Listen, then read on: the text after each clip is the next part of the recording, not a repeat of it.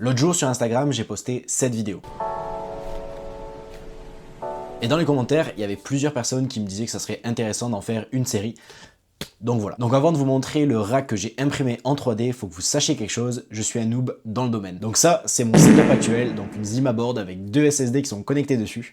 Et en gros, ce que je fais avec, c'est que je broadcast donc les films et séries que je possède légalement, bien évidemment, grâce à Plex dans mon réseau local. Et en faisant des petites recherches, je me suis rendu compte qu'il existait Jellyfish, un concurrent direct à Plex. Parce que si vous le savez pas, Plex a un abonnement en fait en lifetime ou par exemple à l'année ou même au mois. Et en fait, ça coûte vraiment un bras. Donc si jamais vous voulez avoir accès à vos films et séries de l'extérieur de votre réseau local, de ce que j'ai compris, en gros, il va falloir payer cet abonnement. Du coup, je trouve que ça perd un petit peu du principe en fait d'héberger tout localement et en fait d'y avoir accès à l'extérieur de votre réseau local. Donc en gros, je pense que je vais probablement tout bouger vers Jellyfish. Surtout qu'en plus, je sais pas si vous le savez, mais quand vous commencez en fait à en parler autour de vous, que vous hébergez localement sur un petit serveur des films et des séries, bah en fait vous commencez à avoir des demandes du style ah ben y a pas moyen que tu me télécharges cette série, comme ça moi j'ai pas besoin de faire par exemple mon essai à Paramount+. Est-ce que je pourrais avoir ce genre de film là? Est-ce qu'il y a moyen que tu me donnes accès, etc., etc. Donc au moins en faire profiter les gens, que ce soit la famille ou les amis. Puis ouais, en plus moi je suis le genre de gars qui va commencer ce genre de hobby quand le prix de la RAM et du stockage est en hausse. Mais par contre, comme vous pouvez le voir, j'ai pas mal de disques durs qui traînent. Ça fait un petit moment que je les ai, je vais les tester du coup dans une autre vidéo quand je vais commencer à ajouter des choses dans mon setup pour pouvoir voir si tout fonctionne. Donc si jamais, voici la bête. Donc comme vous pouvez le voir, en gros, j'ai imprimé en 3D cette baie là, donc c'est vraiment solide. Donc comme vous pouvez le voir, en fait, il y a deux ordinateurs pour le moment qui sont donc des Lenovo M710Q. Comme vous pouvez le voir à la vidéo, à l'intérieur, il y a 8 gigs de RAM qui sont du coup qui venaient en fait quand je les ai achetés. Donc je les ai payés à peu près 100$ chacun, donc à peu près 80€.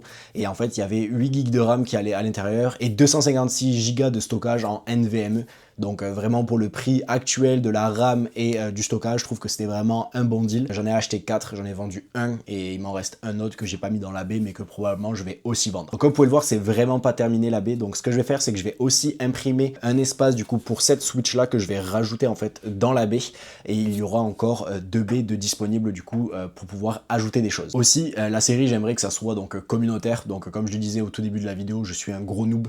Donc si jamais vous avez des conseils ou autres, n'hésitez vraiment pas à me le dire en commentaire. Je veux que ça encourage les gens à faire ce projet là et aussi du coup avoir de la connaissance de gens qui ont déjà fait ce genre de projet là. Donc n'hésitez vraiment pas à commenter et à vous abonner pour ne pas manquer du coup les prochaines vidéos sur le sujet. Et du coup n'hésitez pas à me dire en commentaire tous les conseils que vous avez pour que justement je puisse pas faire les mêmes erreurs que vous. Donc en gros dans ce vidéo j'aimerais mettre Proxmox. Faut juste que je rajoute un petit peu de RAM. Donc je pense que de mémoire je peux aller jusqu'à 32 Go de RAM. Peut-être que je vais prendre la RAM d'un autre. En tout cas je sais pas encore ce que je vais faire pour le moment, mais je sais que je vais améliorer la RAM. Je sais que pour le stockage 256 pour le moment ça va, et qu'il y a moyen que je puisse enlever la carte Wi-Fi, pouvoir rajouter un autre disque dur. Donc au moins si je manque de stockage, ben, je pourrais faire ça pour pouvoir jouer dessus. Mais pour le moment c'est pas le but. Donc ce que je vais faire, c'est que je vais les laisser comme ça. Une VM, ça serait donc Pi-hole pour pouvoir enlever en fait les publicités qui sont sur mon réseau local, parce que ça commence un petit peu à me casser les couilles d'avoir des publicités les 30 secondes. Aussi donc ce que je vais faire, c'est que je vais probablement faire une VM pour un VPN, juste pour ça, que ça sera complètement dédié pour ça. Donc probablement ce que je vais faire, c'est que je vais utiliser Tailscale pour ça. Je sais que je l'ai utilisé dans une autre vidéo et ça marche super bien, donc probablement c'est ça que je vais faire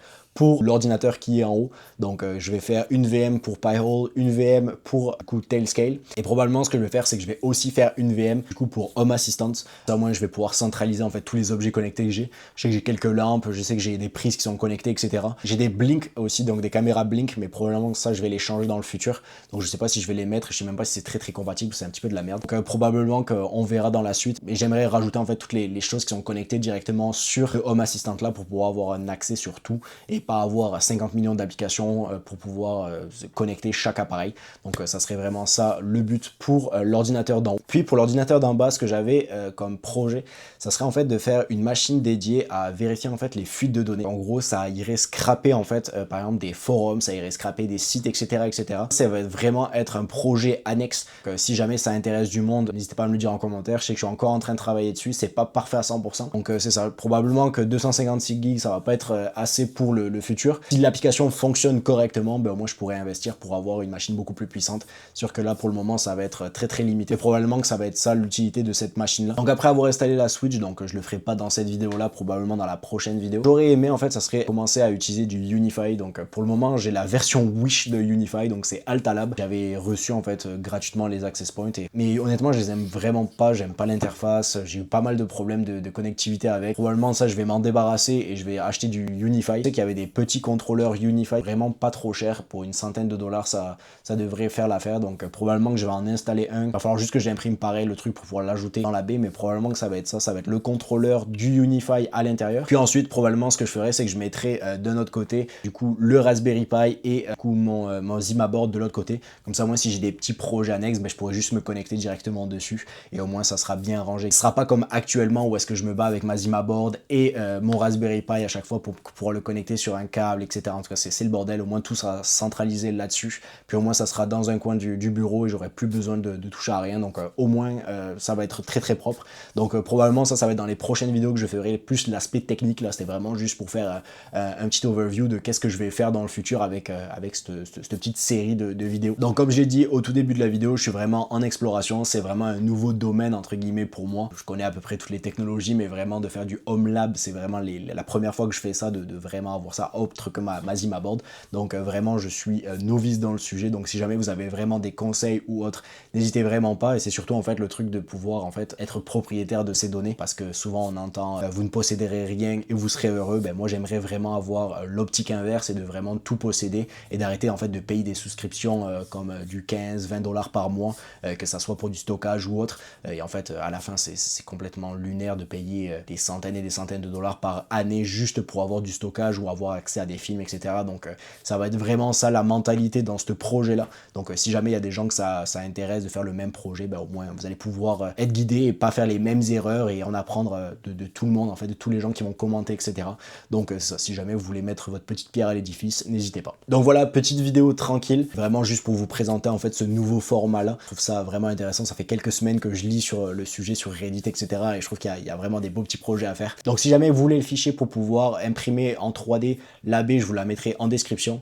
Moi ce que j'utilise c'est une imprimante 3D de chez Bambu Lab, donc c'est la P1S, donc si jamais ça va être en description. Et puis d'ici quelques jours il devrait y avoir une nouvelle vidéo sur le sujet, parce qu'en fait j'ai reçu du nouvel équipement et en fait ce que je vais faire dans les prochaines vidéos ça va être plus l'aspect technique de la chose et moins de blabla et plus du technique, etc.